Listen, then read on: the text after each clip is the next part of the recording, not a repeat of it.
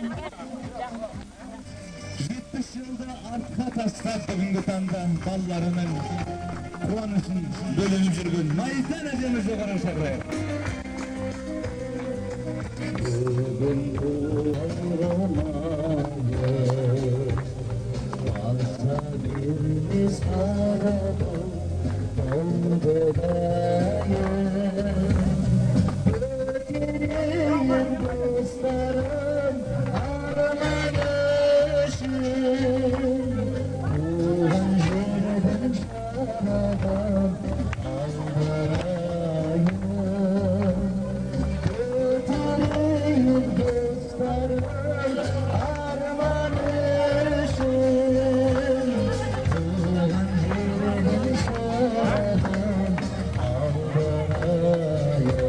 şaradan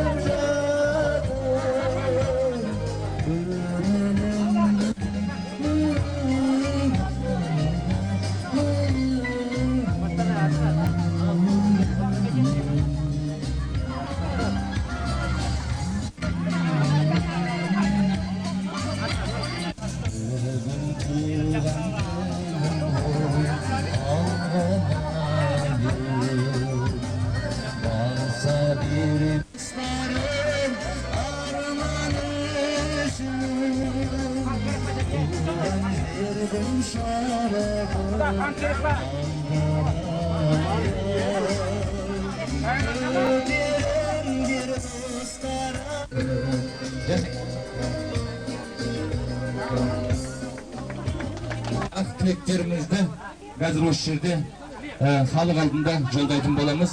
Ендеше бокалдарыңызға толығырақ қойып қойыңыздар.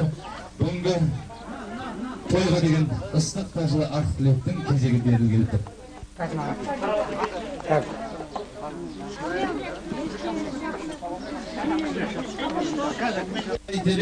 Сансауға біткен талментен жақсағаныз бар болса, алдыңда сары балментен дейді. Ендеше бүгінгі таңда мінекей Майдан әжеміздің бүгінгі таңда ортамызда Асқар Талдай ағасы отыр. Ендеше ағасы бардың жағасы бар деп жатады. Ендеше бүгінгі ақ тілектің кезегін осы Темірбек ағамыздан бастағалы отырмын. Және де мынау қазақ осы құда бол деп қинайтын, құдаларын құдайындай сыйлайтын, қазақ осы барыңды да малыңды он-сон шашушын жинайтын демекші.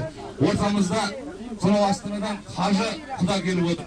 Ендеше осы екі ақсақалдың ақ батасын ең алдымен алғымыз келіп отыр. Ендеше ақ тілек сіздерге. Отырмайды. Нет, отырып шеше.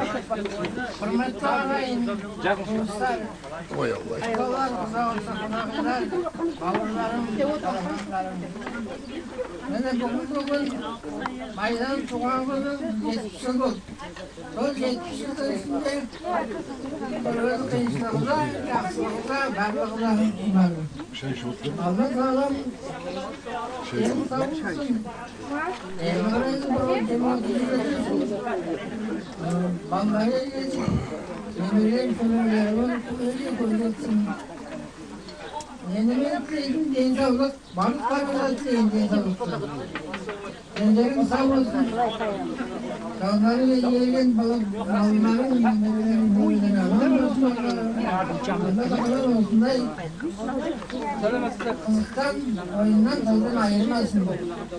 Сол үшін табан үшін, мұрадың үшін тілектеріңді айтыңыздар, оны көтеріңіздер. Майданның денсаулығын. Amin айтқаныңыз келсін. Мынау жамағат көпшілік тойларыңыз бәріңізге ортақ той ғой. Тойларыңыз құтты болсын. Мына біздің Құдағидың бүгін 70-ке келген тойын осында біраз жұрт үлкені бар, кіші бар. Жақсы осында тілек естейміз. Мынау шешемізге әйтпесе үлкен адамға қандай тілек айтар екен деп жиналып отыр екен. Менің енді бұл Құдағиымды білгелі 3-4 жыл болды. Біз мына Қарағанды жерде деген жерден көшіп келген елміз. Негізіміз Қартық болады, оның ішінде Тоқа деген елміз. Біз елімізге жақындадық, мына Нұра деген біздің еліміз. Енді мына Құдағиды білгеннен бері біз сондай бір ақ көңілді қақ адам деп мен есептеймін. Мен үлкенмін, мен осыншаға жасқа келдім деп, бұл кісі шіренбейді да, тебінбейді да, шалқаймайды да, бір қалыпта сол өзінің баяғы мен айтар едім ақ көңіл, сондай елдің бәріне жанында, тәнінде бірдей сақтайтын адам деп есептеймін. Сондықтан мынау қазір ер адамның, үлкен адамның жасы 70-ке келіп отыр екен. Құдағи, мына 70 жасыңыз құтты болсын. Амин. Осы бір Ғабиді Мұстафин деген кісінің 80 жылдығында болдым мен. Сонда жаңа кісіге 80 деп 100-ге келіңіз деп айтып жатыр. Сол орта кезіне келгенде осы 100-ден басқа сан білмейсіңдер ма дейді. Сондықтан мына кісі 70 деген бұл мынау үлкен азаматтың ең жақсы. Толған шағы, жасы да, ақылы да кемелденген жасы. Енді осыған осы 70 жаста қосайын, ағарда Құданың айтқаны болатын болса, үлкен бақытты болыңыз, деніңіз сау болсын. Бала шағаңыздың, немереңіздің қызығын көріңіз. Осы сіз көрген қиыншылықты, біз көрген қиыншылықты біздің балаларымыз, немерелеріміз, шөберелеріміз көрмесін. Күнде той болсын осындай. Бақытты болайық, ел аман болсын, жұрт тыныш болсын. Мына биылда 15 жылдық, 10 жылдық мына той болып жатыр. Соған сәйкес көркейіп, өсіп, гүлденіп жатыр. Сіз де өсіп гүлдене беріңіз. Мына балаларыңыз да гүлденіп, осылардың қызығын көре беріңіз. Осы отырған жамағаттың бәрі де аман болсын, дендері сау болсын, немерелерінің, балаларының, шөберелерінің қызығын көре берсін. Дендеріңіз барлықтарыңыздың сау болсын. Әрине біздің майдан ұрзақ деген өмір жасы ұзақ болсын, дені сау болсын. Жаңа менің шалым айтып кеткен тілектің бәріне қабыл болсын. Ана ақсақалдың айтқан тілегі де қабыл болсын. Періштенің құлағына шалынсын. Қызық көре беріңіз, бейнет енді көрмеңіз. Тек қана осы балалардың қызығына тоймаңыз. Біз де осы қызықтың бәріне ортақтасып жүре берейік. Мен де осы үйге Құдағимын. Жаңағы сөз сөйлеген кісінің бәйбішесімін. Ал енді орамал тон болмайды, жол болады деп қазақ өзі тойға келгенде дорбасын сүйретпесе жүре алмайды. Біз енді жаңарқада қалта деген жоқ. Енді біз өзіміздің, мына Құдамыз екеуміздің өзіңізге арнап келген сый құрметіміз бар, соны қабыл алыңыздар. Ал той қыласын, тойдан кенде қылмайсын, барлықтарыңызға тойға жете беріңіздер. Қонақтар осынау уақыт тілекті ақтай қылып бокалдарымыздан толығырақ алып отырыңыздар.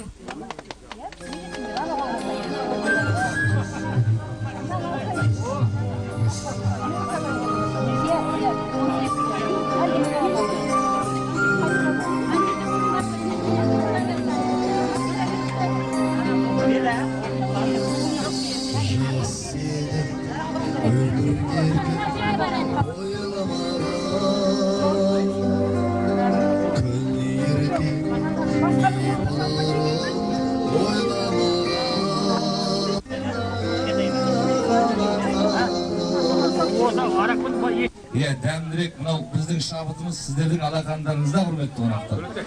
Бүгінгі дуғол шапалақ, бүгінгі абыладесімен мінекей мағам емес, бүгінгі той иесі Майдан бабушкамызға арналмақ. Ендеше құрметті қадірменді қонақтар, Майдан бабушкамен талай жыл, талай мінекей өткен өмірлері талай бірге болған. ортамызда мынау қазақ айтады, құдаң құрдасындай болсын, құдағиың сырласындай болсын дейді. Ендеше қадірменірек құрметті қонақтың құдағиы ортамызда Дәмет құдағиымыз бар. Және де бүгін Дәмет тәтем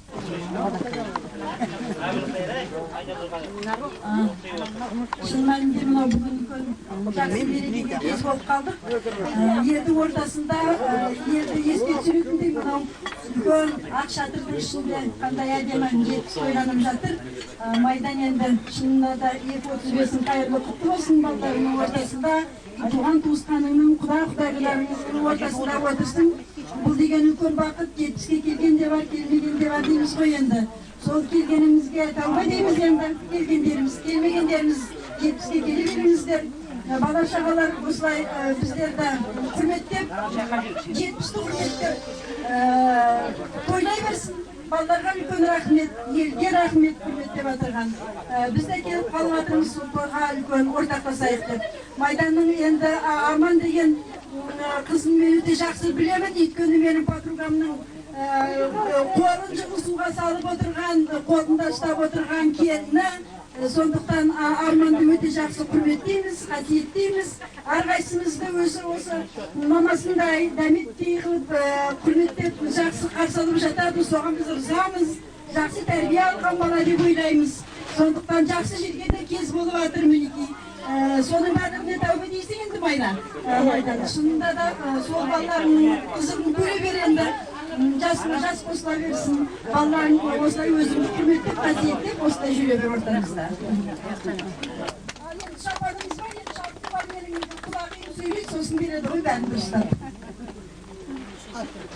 Зая, жерден де сартыламыз оқыл көзіне сөйлесін.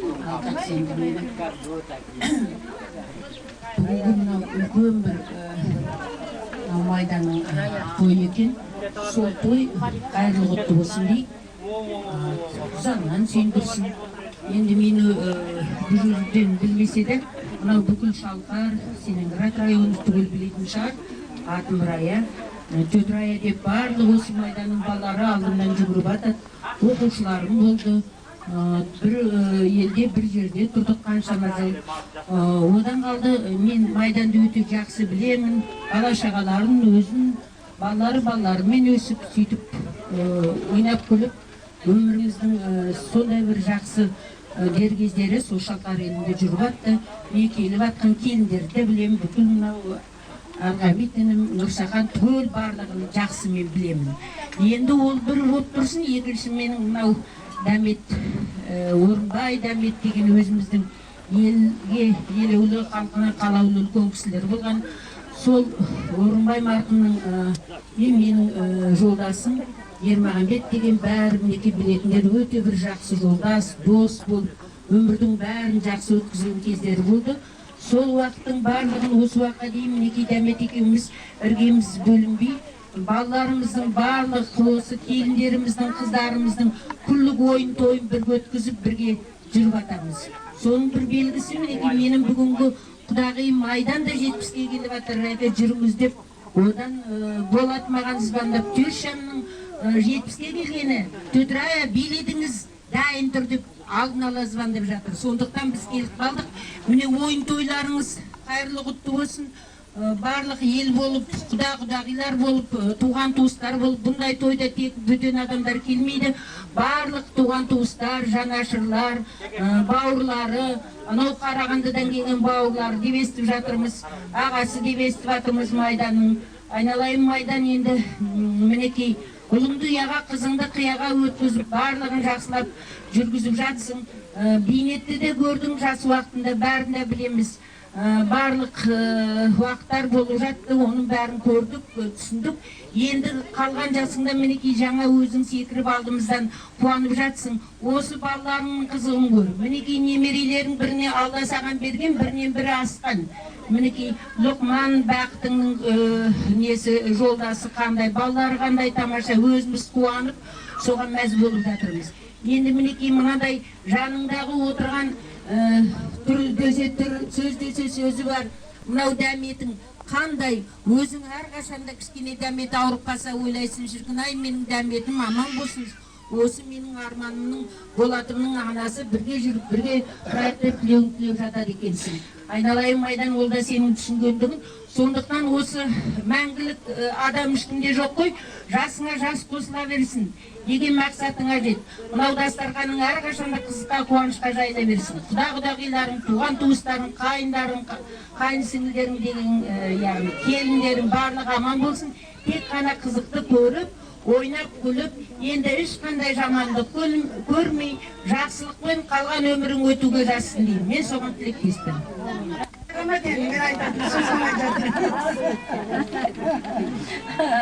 Ал енді, құрметті қауым, қымбатты менің қадірлі құдағиым Майдан, айналайын мінекей, мынандай круглый жасқа келіп қалыпсың, 2-35-ке. Осы жасың құтты болсын, денсаулығың мықты болсын. Енді Майдан маған өзі әрі апа. Біз екеуміз бір жылы келін болып түскенбіз, балаларымызда бірдей қатар, мына Бақытпен менің Рымжан деген балам екеуі қатар туып, екеуміз бір үйде, олар менің қолыма келіп, бір үйде тәрбиелеп. Тағдыр деген қызық қой. Мына бәле жыл өткеннен кейін мына кенже арманына мен келін етіп алам деп, ол уақытта жаспыз ғой, ойлаған жоқ еді. Бұл менің Байғозы Батырдың ұрпағымыз, негізінде тарақты. Мен саған апа болам деп, екеуміз апалы сіңілі болып бір үйде де тұрғанбыз. Жас уақытымызда баяғы 20-18 сол шамада екеумізде ерте күйеуге шығып кеткенбіз ғой. Сол уақытта подруга апалы сіңілі болып еді. Міне тағдыр қосып бүгінде құдағи болып отырмын. Мына кенже ұлым Болаттың серігі Арман, осы біздің Майданның кенже қызы. Мына елге айтып жатқаным ғой, мына жерде қанша білмейтін, осы ауылдың азаматшалары отыр. Соған айтпесе біздің жақын адамдары бәрі де біледі. Сондықтан мінекей осы сол уақыттан жұмыс жазылмау еді, кейін міне құда 1000 жылдық күйеу 100 жылдық деп, сол 1000 жылдық құдағиым болып жатыр. Әбдірашид деген тамаша жолдасы бар еді. Арманымның, Беріктің, Бақыттың, Жауғардың папалары өтінелік болған балаларда енді жатқан жері жайлы болсын, оны айттағанның өзінде. Сол Әбдірашидтенен менің жолдасымда қатар болып, екеуі күліп ойнап, бір елде, бір жерде, бір төсекте жатқандай болып өсті. Міне қазір ол екеуі дүниелік болып кетті. Енді міне біздер қалдық. Сондықтан сол су сүзілмей, сүйек үзілмей, құдалығымыз жарасып, мінекей бүгін 70 жылдық тойына келіп отырмыз. Ал енді осы 70 жылдық тойын тойлап жатқан мына біздің балапандар берік бастаған қыздарыменен осы балаларына көптен көп рахмет айтамын. Мына күйеу бала Лұқман Болат бір жұма болды осында келіп, менің енешкемнің туған күніне мен барлығын жасауым керек деп, бір жұма бұрын кетіп қалған. Мінекей содан мынандай палаткасын тігіп әдемі сіздерді қабыл алып жатыр. Енді осы күйеуіміздің рахмет. Ана Лұқман бәлі қыла жетті, мен айтпадым деп. Осы 70 жас сендерге де, сендердің келіншектеріңе де, мына Болат екеуіңе де жұқты болсын, айналайын. Ал енді мына елдің азаматтары, сіздерге де мыңда бір рахмет. Осылай мына Майданның 70 жылдығы екен деп, жалғыз әйел емес, Үрімбұдағы бар екен деп, осындай тойға жиналып жатқандарыңызға бәріңе де ғұмыр денсаулық берсін. 70-ке келмегендеріңіз 70-ке келіп, одан әрмен қарай аса беріңіздер, амандық болсын. Ал енді мына жерде үлкен ағасы де тілек айтып жатыр. Енді Құда сізге де амандық, денсаулық тілеймін. Естімесіңіз, балалар бар ғой. Ал енді мына жерде құдалар бар, бізден кейінгі балалардың құдалары. Сіздерге де соны жаңарқадан келіп, подаркаларыңызды әкеліп, сондай құрметтеп жатсыздар. Алла сіздерді құрметтесін. Көптен көп рахмет айтамын сіздерге де. Азаматтар осындай үлкен ақсақалды, елдің ақсақалдары міне отырған, аман болыңыздар. Бәріңізге де Алла амандық берсін, денсаулық берсін. Осындай бала-шағаларыңыздың қызығын көріп, жасай беріңіздер. Ел аман, жұрт тиіс болсын, той қыласын. Балаларыңның қызығын көріп, Майдан айналайын, мінекей, оң жағында оң отау, сол жағында сол отау болып отырсың. Аллаға рахмет айт. тияғы бүтін тұлпары жоқ, қанаты бүтін сұңқар жоқ дегендей, бұл дүниеде кім бүтін дейсің? Сол бүтін емес адамның бірі екеуміз, бірақ Аллаға мыңда бір рахмет айтайық. Алла осы бергенін алмаса, осы бергенін көрсінбесе, біз асынбайық. Сондықтан Аллаға мыңда бір рахмет, тойын той қыласып, ертең 80-ге келгенде селкілдетіп, билетіп, тағы да тойлай берсін. Амандық болсын, бәріңізге де бақыт тілеймін, ғұмыр тілеймін, денсаулық тілеймін. Енді мына құдағайым болғасын, алтынның бәрін салып болған, енді бұған жағалы киім үстіне қысқы пәлті әкелген, соны кигізіп, қазір сіздердің алдарыңызда подаркамда берейін. Ал мына подружкаларымда құргемей өз алдыларына, олар да подаркасын әкелген. Менімен еркемей, өзімізді майданға бірдеңімізді апарайық деп. Қалтасын қалтада енді, сондықтан сол енді шапанда, енді сондықтан мына подаркамды беріп рұқсат етіңіздер, сіздерге көптен көп рахмет.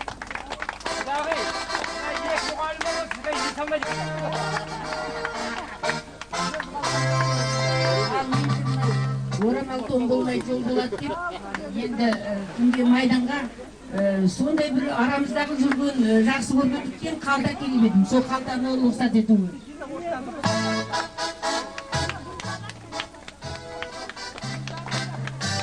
Бәрекелді, ду қол шапалақ мінеге. О, майдан баш көрді. Тамаша. Үстіңізде тоссын. Алдырмет қонақтар, осынау ақ тілектер, ақ баталар құтты болсын деп алдымыздағы бағалдарымызды алып қойып мінеге қазақтың үлкен дәмі ет деп жатыр. Құрметті қонақтар, етке орын босата отырыңыздар. Одан кейін құрметті қонақтар, аналардың құрметіне аналар алтын әнін қалды. Тойға бардым, мен саған ғашық едім, амалым не, сен мені бақытым деп ойламадың. Мен саған ғашық едім, амалым не, сен мені бақытым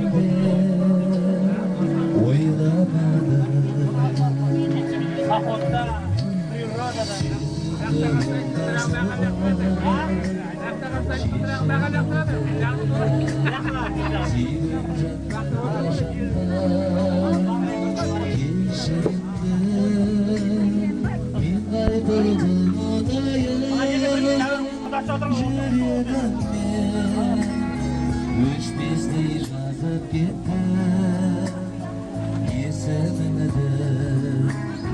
Мен қайтып ұмытайын жүрегіме, өшпестей жазып кеттім есіміңді.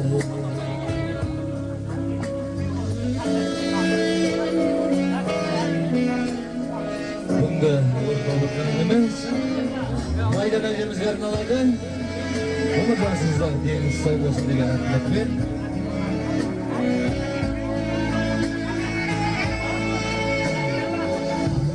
Сен көнімсің, еттің мені, сол жазда жиеледі, көк гүлдеді, сол жазда қоршауымды баласына мәңгіге айырбастан кеттің мені. Сол жазда қоршауымды баласына мәңгіге айырбастан кеттің мені. Өзгерді жылдар соғып шешілді, сүйген жандар қашанда кешірімді. Мен қайтып ұмытайын жүрегіме, өшпестей жазып кеттім есіміңді.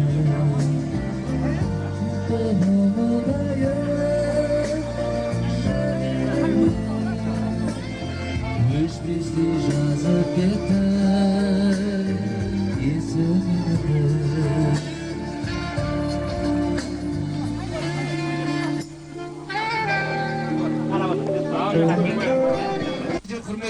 жатыр. Келесі ақ тілектің кезеген үлкен ақсақалдарымыз Наурызбек ағамызға ақ тілек, сол сияқты Жанкеш ағамыз келіп отыр. Ақ тілегін ақтарамын деп. Және де Қожекен ағамыз отыр ортамызда. Сол сияқты Тілеген ағамыздың да жылы ақ тілегін тыңдай кетсек деп отырмыз. Осындай ақсақалдардың ақ тілегіне құлақ салайық ардақтар ағайындар. Ал енді майдан отырып жұрттың бәрі жақсы тілек айтып жатыр. Сол тілекке қосыламын. Жасыңа жас қосыла берсін. Ya baktı bol.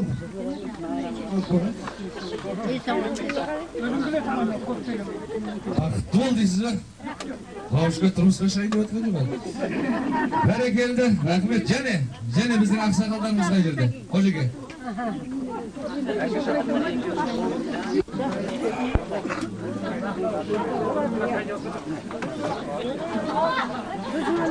Ал енді майдан ата. Мынау адамның өзінің ниетіне қарай жаңа бірінші сөйлеген адамдар менің ойымнан шығып жатыр. Жас күніңізде бірге өскен екен.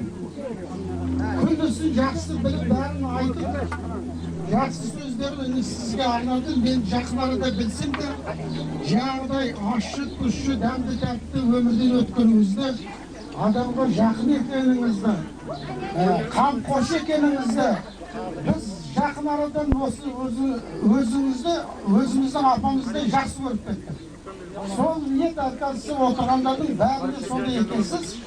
Енді 7-ші белеске келіп, арғы 8-9 белестерде осы қарқынмен аман-есен жүруіңізге тілектеспін. Балаларыңыздың қызын көріңіз. Осылай жақсы атақтан ешқашан арылмаңыз. Бәріңізге жақсылық, амандық тілеймін. Сол үшін алып қойыңыздар. Ал енді бізге бересің.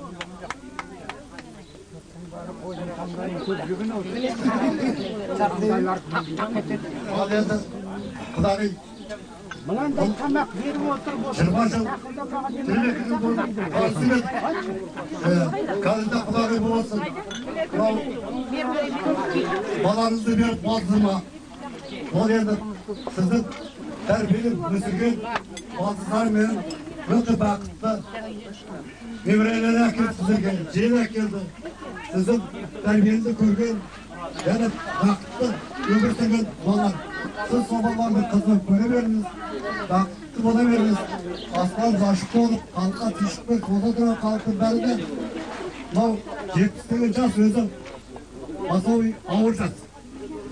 70 жасқаннан кейін 80 келеді, 80 келеді, 90 келеді. Сіз енді көбін жас бере алмаймын. Алланың берген жасы қайсы болса да жасап өттіңіз. Балалардың алдында қызықтап, күліп ойнап өттіңіз. Ау, мен айтқам.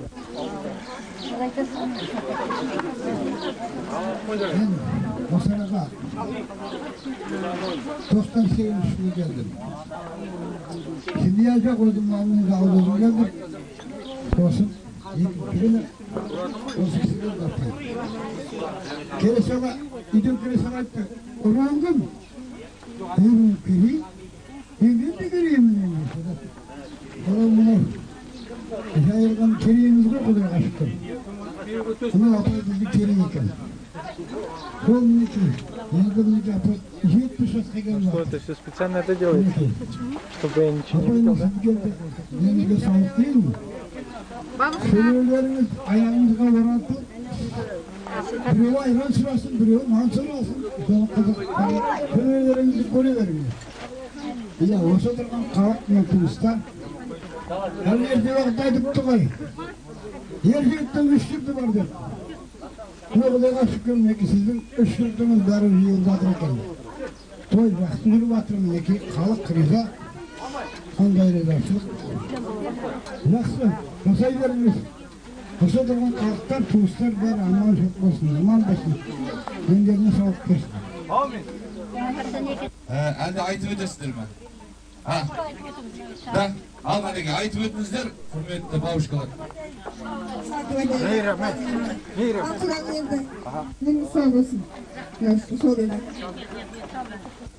Мен айтқандарыңыз келсін деген ақ тілекпен, сәнеге ардақты ағайындар, бокалдарыңызды толығырақ алып қойыңыздар. Ендеше Келесі шырқалар ән шашу сіздер үшін. Құлақтарыңыз önde, көңіліңіз önde болсын.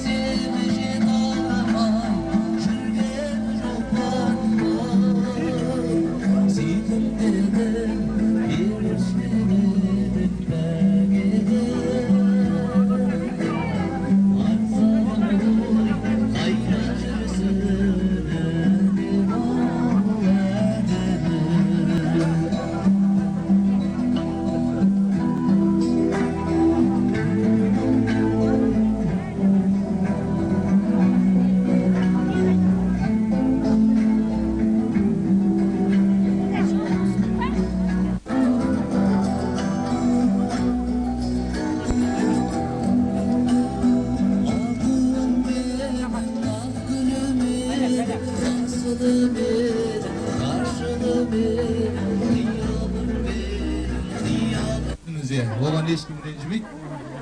Мынау баяғыда осындай әжеміздің бір атамыздың деймін, 80 жылдық той болып жатса керек, содан жаңағы келген азаматтардың бәрі ойбай ақсақал көп жасаны 100-ге жетіңіз деп жаңағы ақ тілегін айтып жатса, бұл жақта келіні бұрқырап жүр дейді, өздері бағатындай 100-ге көл деп жатырlar. Сол тәрізді мынау негізі Алланың өлшеп берген әркімге жасы бар, сол жаста ауырмай, сырғамай жүріп өтсеңіз, соның өзі көп жасағанмен бірдей. Ендеше құрметті қонақтар, алдымыздағы бокалдарымыздан алып ішіп жеп отырыңыздар.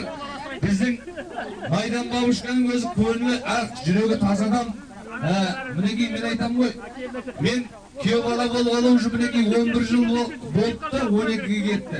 Сол уақытта Майдан бабушкам осылай жүгіріп жүруші, әлі күнге шейін қартайған жоқ, жүгіріп жүр.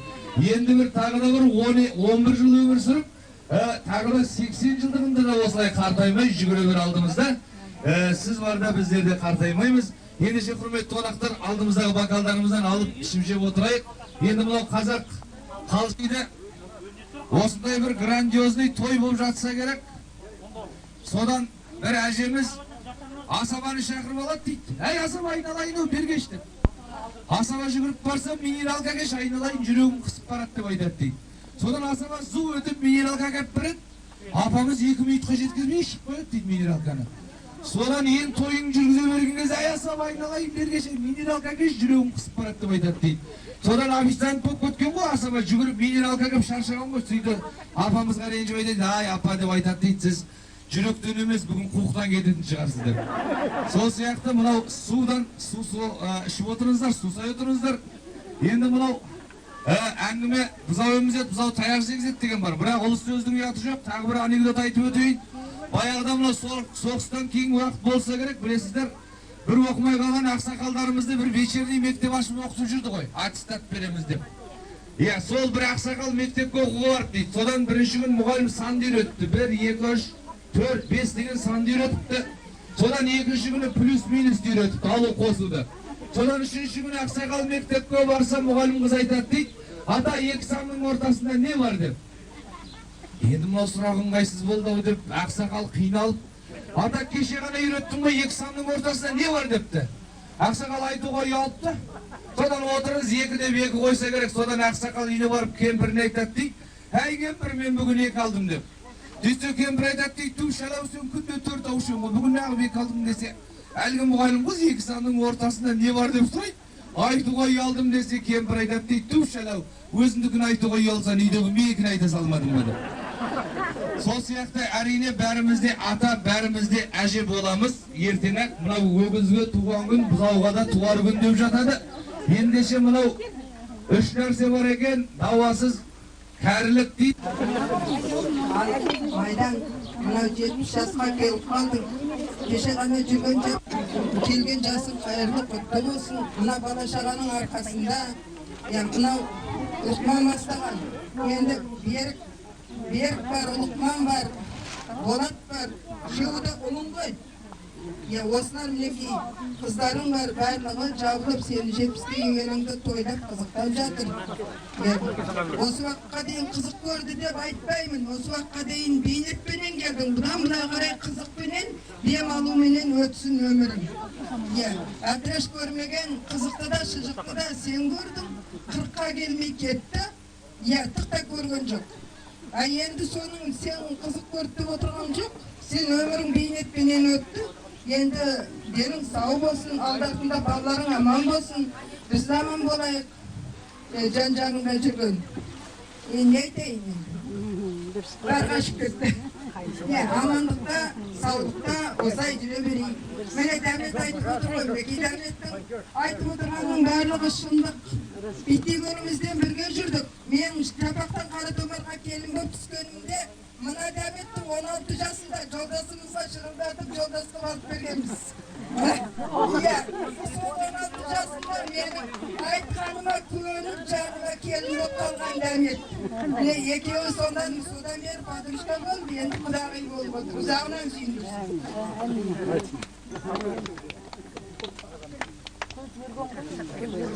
Ал енді, құрметті қонақтар, осыда көбі таниды ғой, танымамыз ең.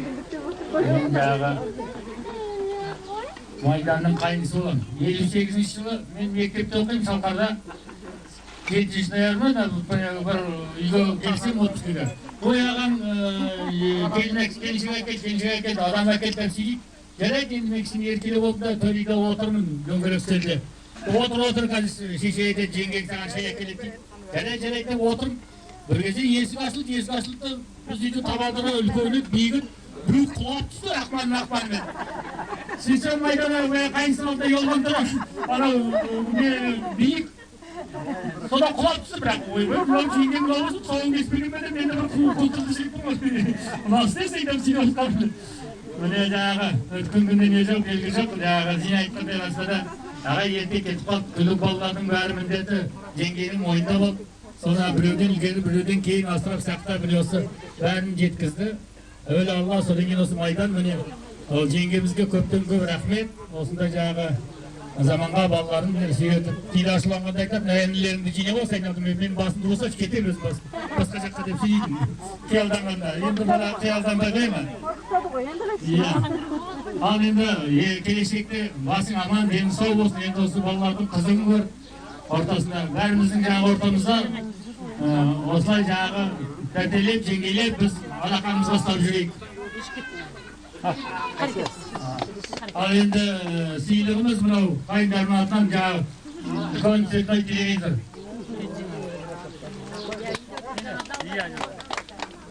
Ал енді құрметті жеңгеміз, енді бізді бөтен емеспіз, екі ағайын немере ағайынды кісінің баласымыз, шешелеріміз де, әкелеріміз де өте жақын туыс. Ал енді жеңгей, сізге көп рахмет. Ағамыз бәрін аманаттық тастап кетті. Осының біреуіне ешқандай кір келтірмей, осының білек шаңырақты бүгін қандай болса сондай кейін майлығып, жайлығып, баланың бәрін орналастырдыңыз. Сізге бас иеміз. Рахмет. Тек қана жасыңызға жас қосыла берсін. Басқа еш нәрседе айта алмаймыз.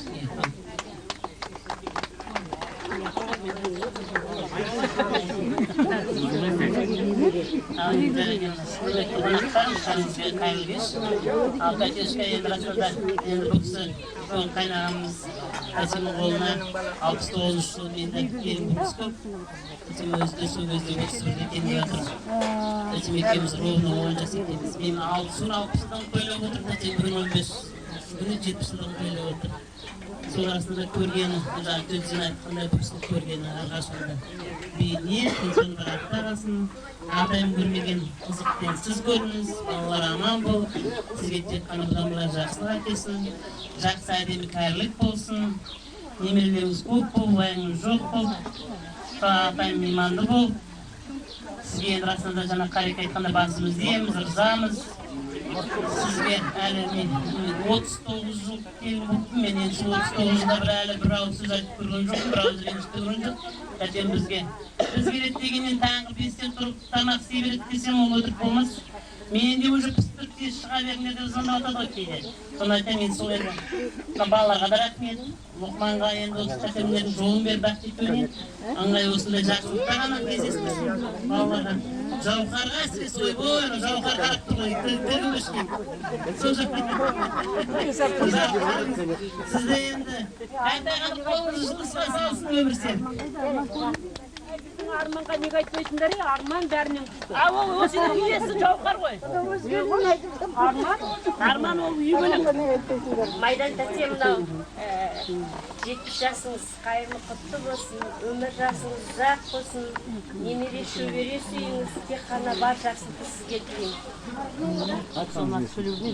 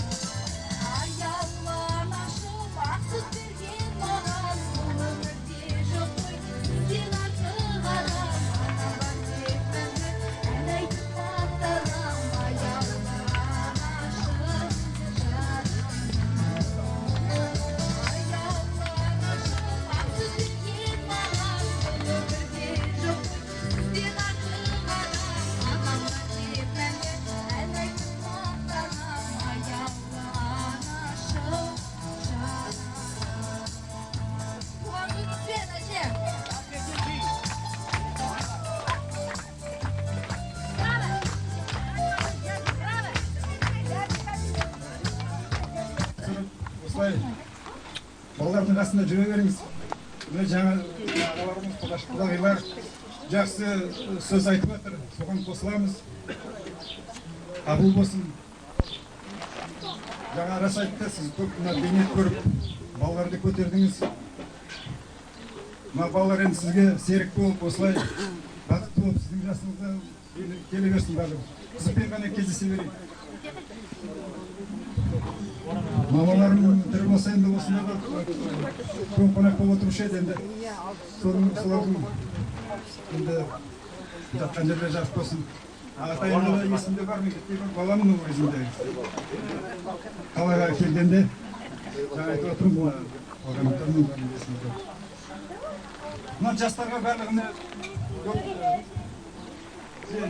бақыт тілейік. Жақсы болсын, еңбектері жемісті болсын, жаңа айтқан тілектер барлығы қабыл болсын.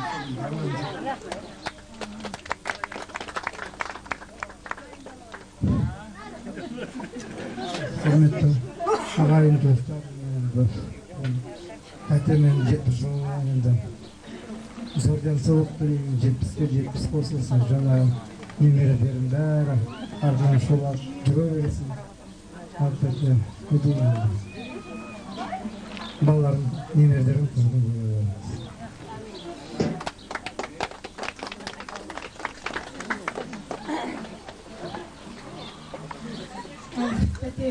Бүгін туған күнімізге жетіп отырмыз.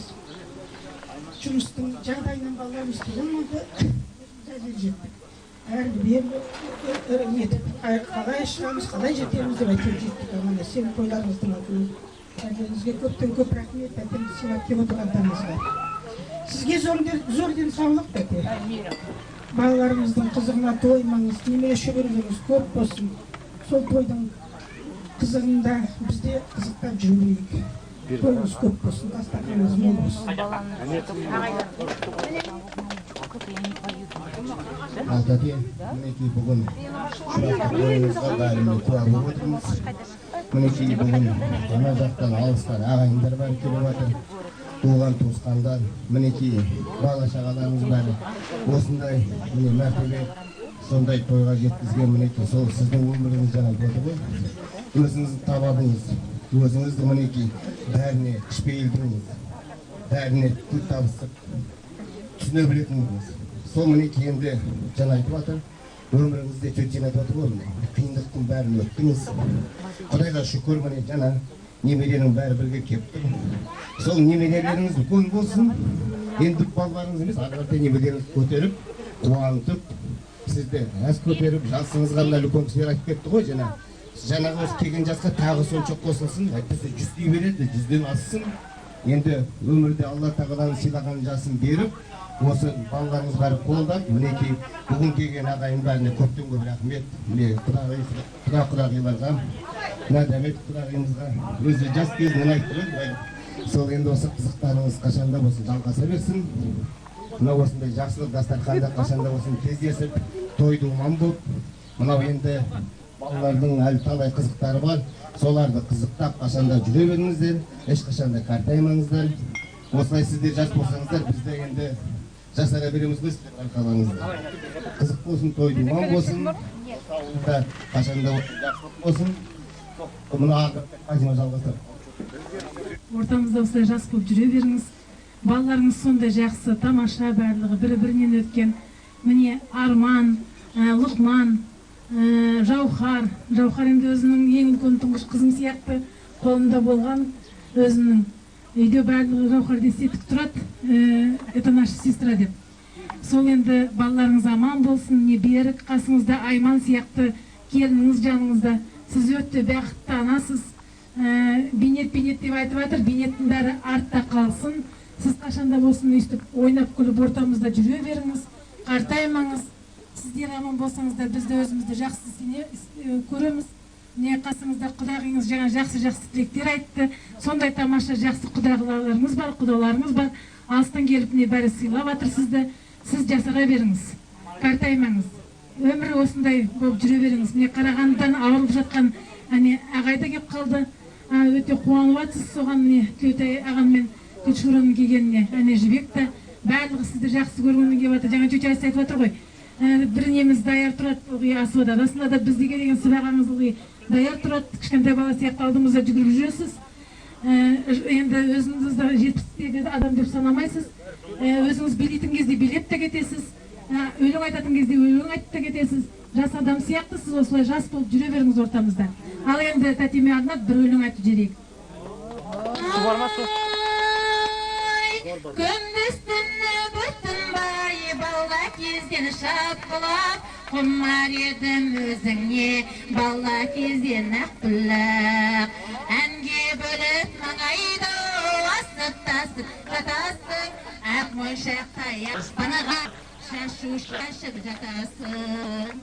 Сенің келіп жағаң анама талай су алған, сенің келіп жағаң әкем атын суарған. Айналайын ақ біліп, айналақты жағаң, сенен артық өлкенен бұл әлемнен табам бұл. Сенен артық өлкенен бұл әлемнен табам бұл.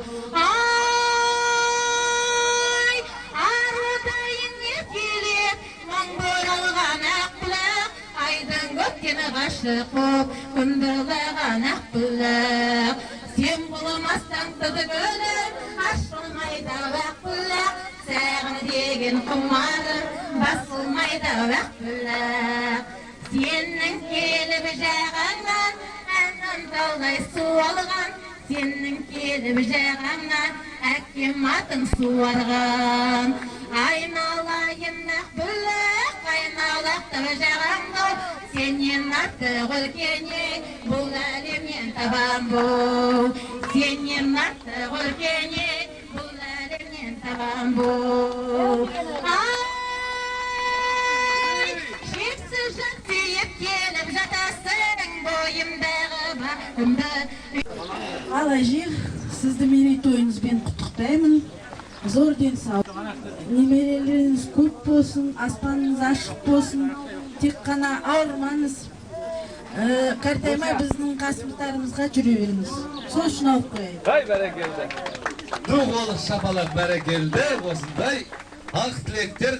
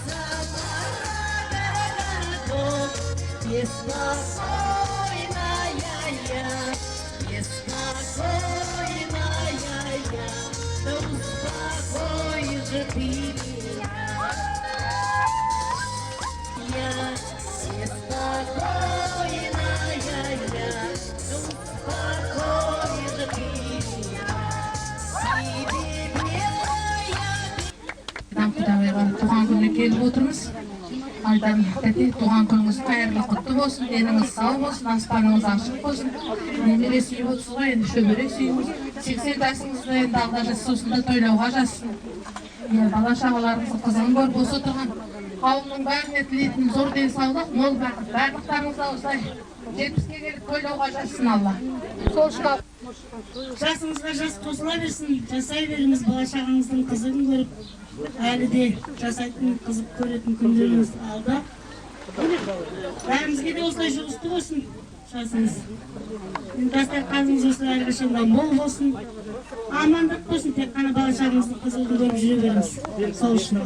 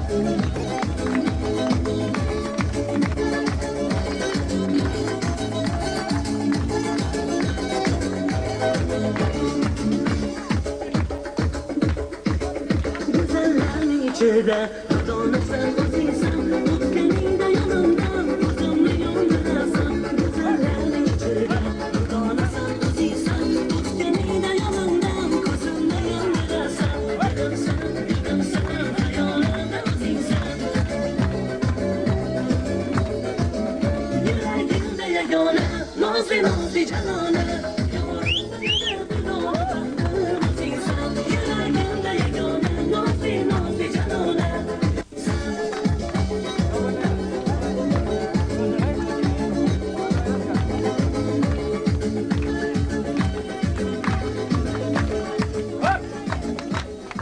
Uy bereketli dolu şabalar dolu şabalar.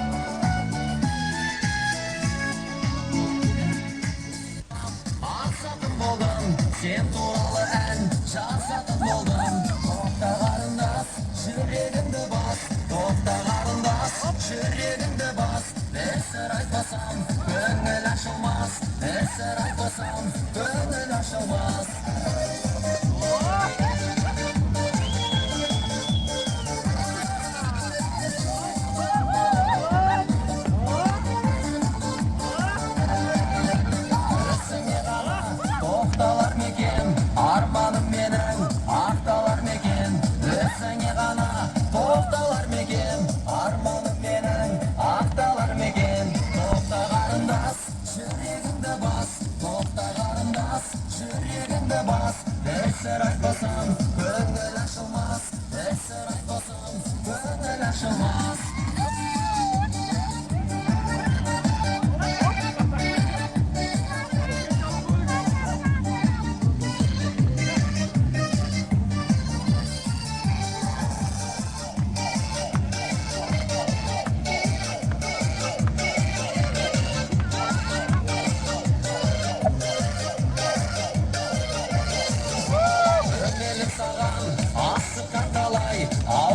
Yürek özüne karay, gönül sağan asık katalay. Havada yürek özüne karay. Kokta karındas, yüreğinde bas. Kokta karındas, yüreğinde bas. Bir sır aytmasam, gönül açılmaz. Bir sır aytmasam, gönül açılmaz.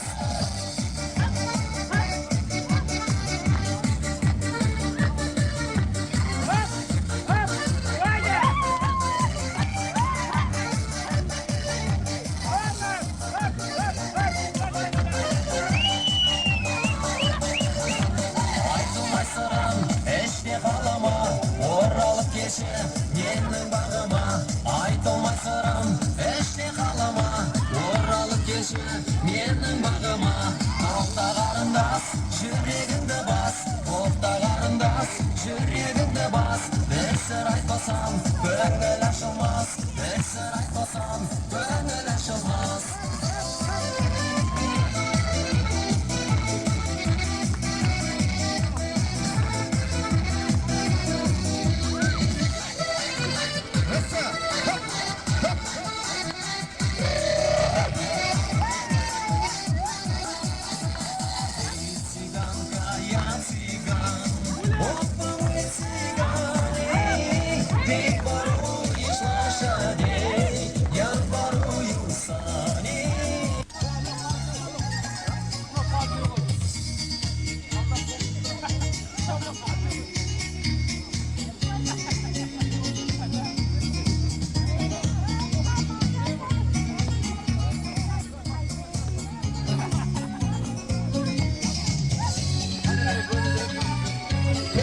Metagelier, va manger.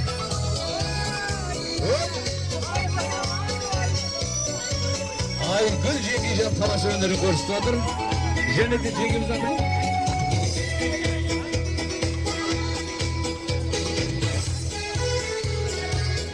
Güller Cengiz ötü talaş eylerler. Hop.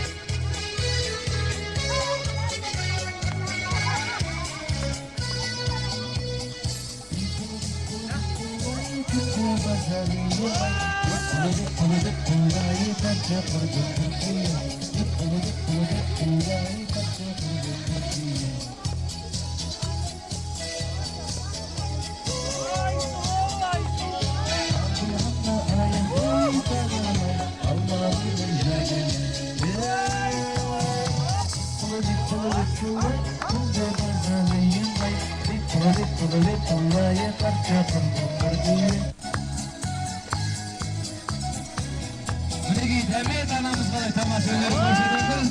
Jüri ne maddesi budur jüri? Hacı Cengiz dırstap turib qarasiz minegi tamaşa öneri bo'ldi orada. Hadi git twislashlar.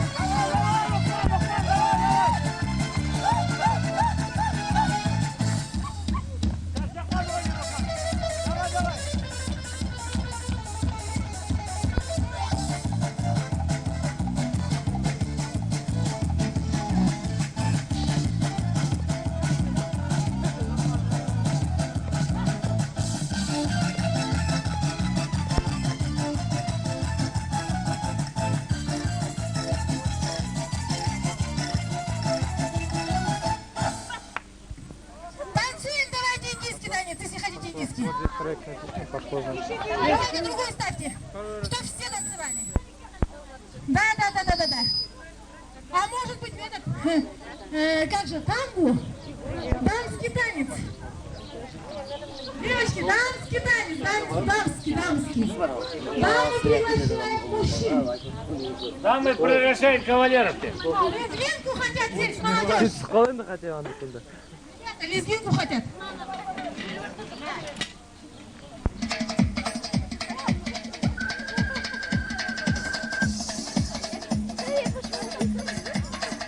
Махават, били. Махават. Махоня, били. Били. Биличиш.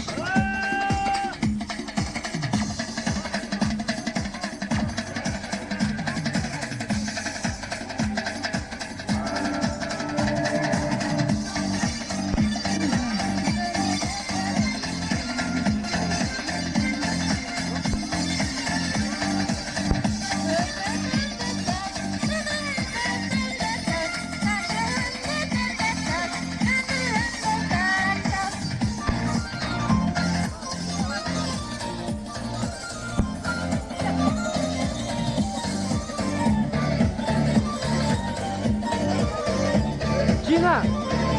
Ana! Oh!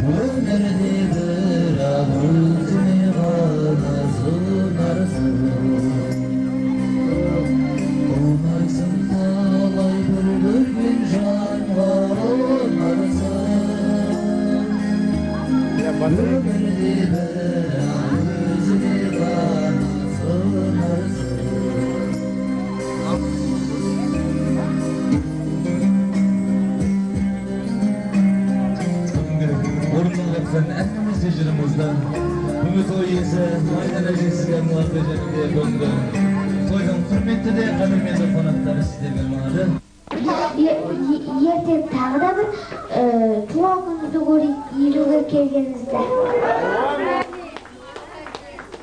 Әдемі айтқан сөздер. Ал мына кішкенде жиендері может хормен бір ән айтып береді.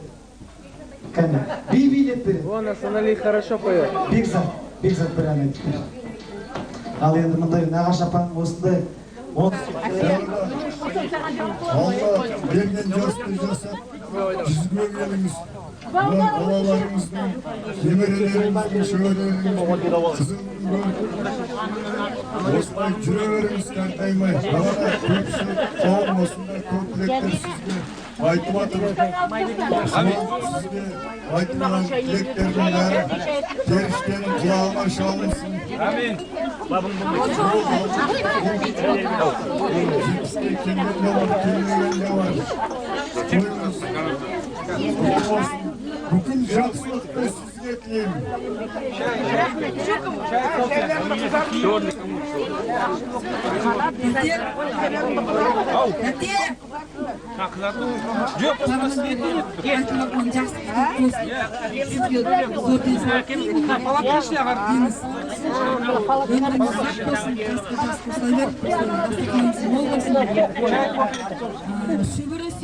Şöbürü var mı? Nemene suyunuz. Dastırkanız aile bol, baylı olsun soğusun.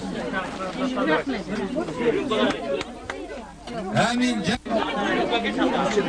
Altay'da tuğanımızdan bir usta olsun. Böyle şuurasızlara doymaz.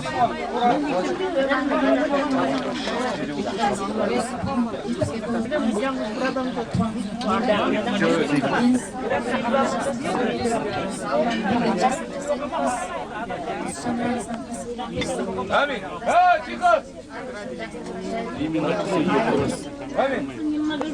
Babuşkalarımızın arasında Zeynep, Rüvers, балаларыңыз кісімен Amin. Amin. Айтқаныңыз келсін. Және Хамит Бекұлы. Ал мынау құрметті қонақтар, сән-пән сабыр етіңіздер. Біздің Құдағайдың 70 жас Майдан апайдың туған күніне келіп отырмыз. Мынау біздің елде біреу той басқарған екен. Той басқарғанда енді қателік келе береді ғой. Сонда той басқарғанда бір кепір қалып қойды дейді. Менің сөйлейтін жөнім бар еді, алдында сөйлейтін ем депті. Мен мұны артында қалдым депті. Жоқ, мен өзімді айтып жатқан жоқпын ба.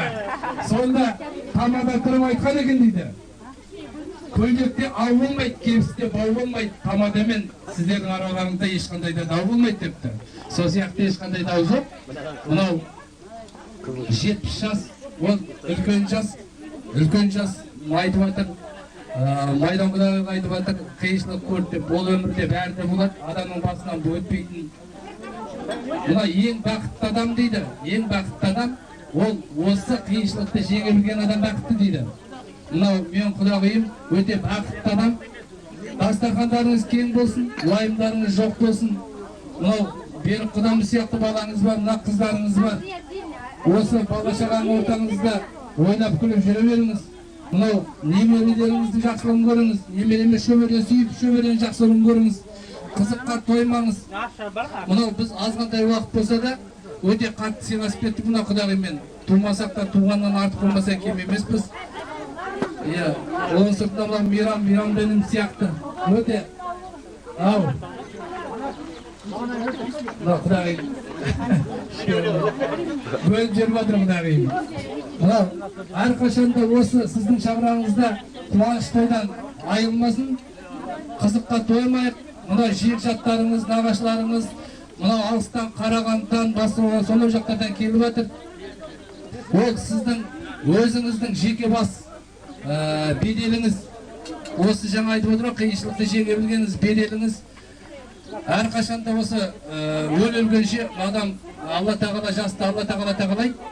Өлгенше ауырлық көрмей, ешқандай да ауырлық көрмей, осы бала-шағаңыздың қызын көріп өте беріңіздер. Құрметті Құдағай, туған күніңізбен сізді құттықтаймын. Сізге тілейтінім аспаныңыз ашық болсын, уайым қайғы болмасын. Тек қана жақсылыққа жайылсын осы дастарханыңыз. Осы өмірде қиыншылықты да, қуанышты да бала-шағаларыңызбен бірге, немелеріңізбен бірге қатарында жүре беріңіз. Біздің арамызда әрқашанда осындай ақжаулықты аналар керек. Сондықтан біз сіздерге қарап үлгі аламыз, сіздердің бізге әрқашанда осы араларымызда аналарымыз жүрсе, біз жасарып жүре береміз. Сонда кішкентай ғана сыйлығым бар, өзім апарып беремін.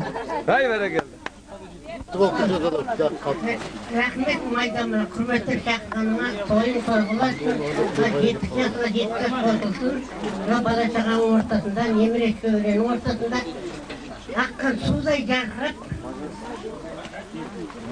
осы құрбылардың алдында осы қызықтап, қызығымыздың арасында бірге қызықтап. Аспанымыз ашық болсын, денсаулық. Ал Майдан жеңге туған күнің құтты болсын, дені сау болсын. Қаз дейді, қанатымен ұшады, құйрығымен қонады дейді. Міне айналаңдағы бала-шаға, қайын жұрттарың, ағаларың, інілерің, туыстарың, міне сізді қолпаштап жатыр, Құдағайларыңыз. Қайын-сіңілдеріңіз бәрінің көпшілік көңіл ақ ниеттеріне рахмет. Деніңіз сау болсын, өмірде бақытты бол. Ылғи бала-шағаның қызығын көріп, осы үйректей таздай қалқып жүруге Алла нәсіп етсін. Осы дені сау болсын, періштенің құлағына шалынсын. Бар жақсылық жеңге сізге тілейміз.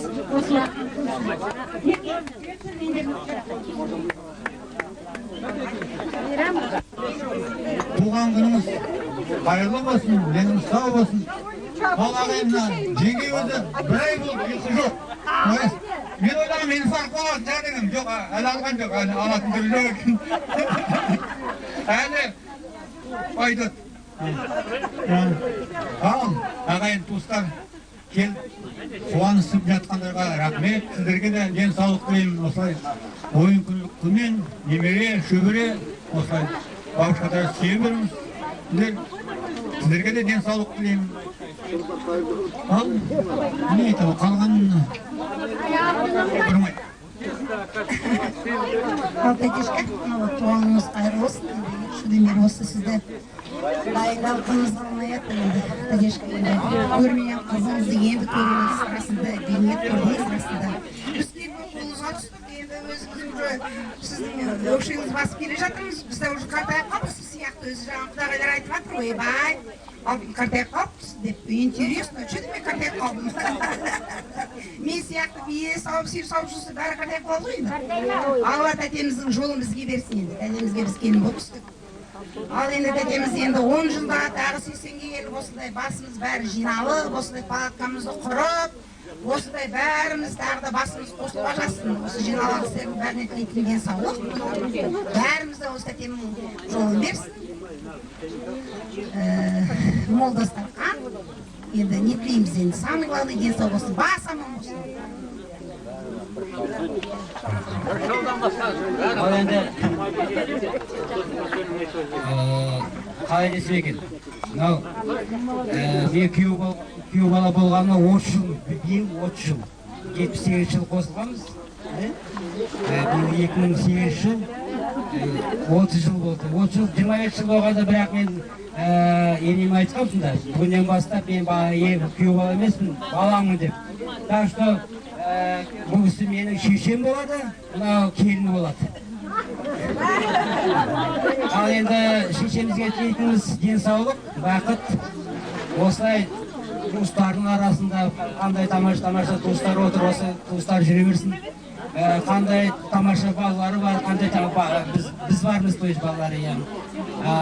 Осы қызыңызды көріп, ойнап күліп жүре берсін ортамызда. Тілейтін денсаулық.